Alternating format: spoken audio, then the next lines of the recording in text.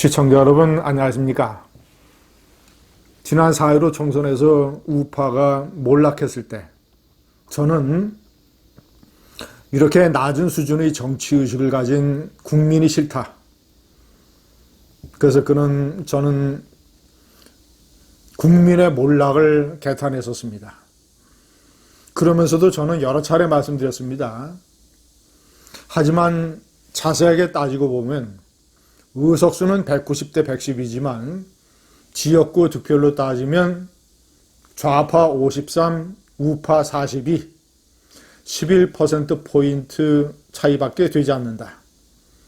주요한 두 가지 원인, 코로나 때문에 정부에 힘을 실어준 것, 그리고 미래통합당의 공천 실패, 이 두 가지를 잘 따져보면 11%포인트 차라고 하는 것은 그렇게 큰 것이 아니다.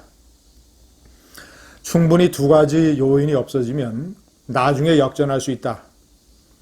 그러면서 저는 2022년 대통령 선거는 또 한 번 글렀으니 2027년을 바라봐야 된다. 이런 미래통합당 우파 수준 가지고는 안 된다. 라고 하는 김대중 조선일보 주필의 논조에 강력하게 반대 의견을 표했습니다. 희망이 있다. 53대 42는 언제든지 뒤집을 수 있다. 우리가 차근차근 전략을 잘 짜면 2022년 대선의 희망이 밝아온다. 라고 말씀드렸었습니다. 자, 희망이 밝아오고 있습니다. 리서치 뷰라고 하는 여론조사 회사에서 당장 내일 대통령 선거면 누구를 뽑겠는가?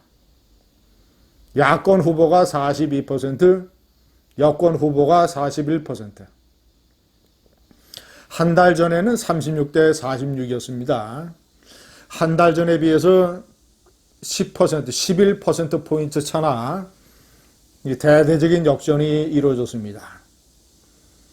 리얼미터의 여론조사에 따르면 당 지지율도 민주당이 35.6%, 통합당이 34.8%.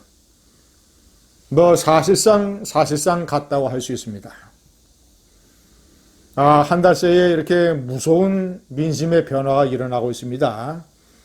제가 두 번째 명기를 했습니다마는 부동산 문제에 대해서 허둥지둥, 조변속계, 임기응변, 땜질 처방으로 치닫고 있는 이 믿을 수 없는 정권, 듬직하지 못한 정권, 부동산에 관해서 거의 자포자기 상태인 정권, 그리고 검찰, 윤석열, 한동훈 팀에 대한 문재인과 추미애, 그리고 이 열린민주당의 탄압과 공격, 특히 한동훈 검사장을 둘러싼 여러 가지 해프닝과 이 서울중앙지검의 형사 1부장, 수석부장판사가 겨우 그래 한동훈 선배 검사장을 향해서 뛰어들어서 몸싸움이나 벌리는 이 정도의 수준이라고 하는 이 정권의 민낯. 자, 그리고 좌파 연합이 190석이라고 해서 마구잡이 독재식으로 밀어붙이는 국회 폭주. 국회의장단과 국회 상임위원장단을 싹쓸이한 것에 그치지 않고 법안심사 소위도 만들지 않고 마구잡이로 밀어붙이는 좌파의 폭주. 국민들은 다 지켜보고 있었던 겁니다. 다 지켜봤습니다.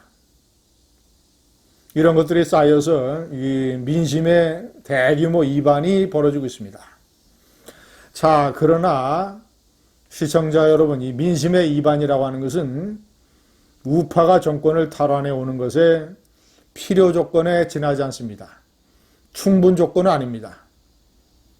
필요 조건 플러스 충분 조건을 채우려면 우파는 아주 냉정하게 그리고 정밀하게 차분하게 몇 가지 전략을 밀고 나가야 됩니다.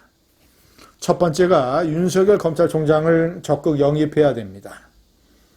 내년 7월에 임기가 끝난 이후든 아니면 그 전에 문재인 좌파 권력과 부닥쳐서 그가 뛰쳐나오든 그를 영입을 해서 주요한 대권 주자로 다듬어내야 됩니다. 그의 정치력도 훈련시키고 메시지 전달 능력도 강화시키고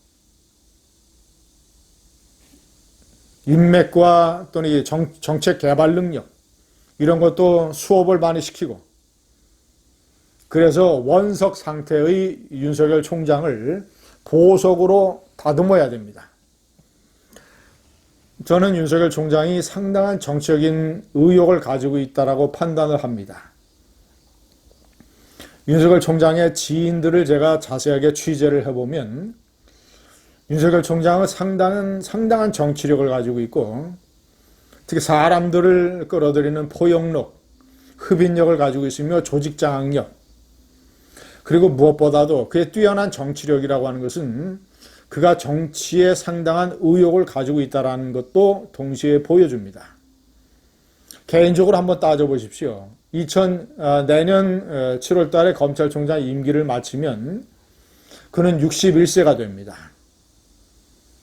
그는 재산이 60억이 넘습니다. 돈을 벌기 위해서 다시 생업 전선에 뛰어들어야 되는 아무런 필요 조건이 없습니다. 자, 그리고 검찰총장까지 지낸 사람이 로펌의 고문 같은 곳으로 들어가서 사건 처리를 위해서 후배 검사들에게 전후 하나 하고 이런 일을 그가 하겠습니까? 그는 아마 그런 일을 하지 않을 것입니다. 왜냐? 배가 고프지 않기 때문에. 그리고 그가 지금까지 보여준 일종의 어떤 배짱이나 소신에 따르면 그런 일은 없을 겁니다. 때문에 정치적인 의욕을 가지고 있는 윤석열 그런 사람을 적극 영입을 해서 우파의 일종의 신선한 자극제 내지는 정말이지 대안이 될 수 있는 기둥으로 다듬어가는 것이야말로 우파 대선 전략의 넘버원입니다. 두 번째는 서울시장 선거 내년 4월 참신한 인물 방식으로 서울시장을 되찾아와야 됩니다. 윤희숙 의원 같은 사람을 후보로 하자는 이런 의견도 많습니다. 하나의 가능성으로 생각을 해서 이 또한 면밀하게 추진을 해볼 필요가 있습니다. 자, 2022년에는 코로나가 없습니다. 아마도 아무리 늦어도 내년 초까지는 백신이 개발이 될 것입니다. 그러면 내년 1년 내내 백신으로 코로나를 퇴치하는 인류의 대반격이 시작이 될 것입니다. 2022년 대통령 선거 때 문재인이 누렸던 코로나 특수 같은 것은 없습니다. 모든 환경이 우파에게 유리하게 전개되고 있습니다. 반드시 정권을 탈환해 와야 됩니다. 감사합니다.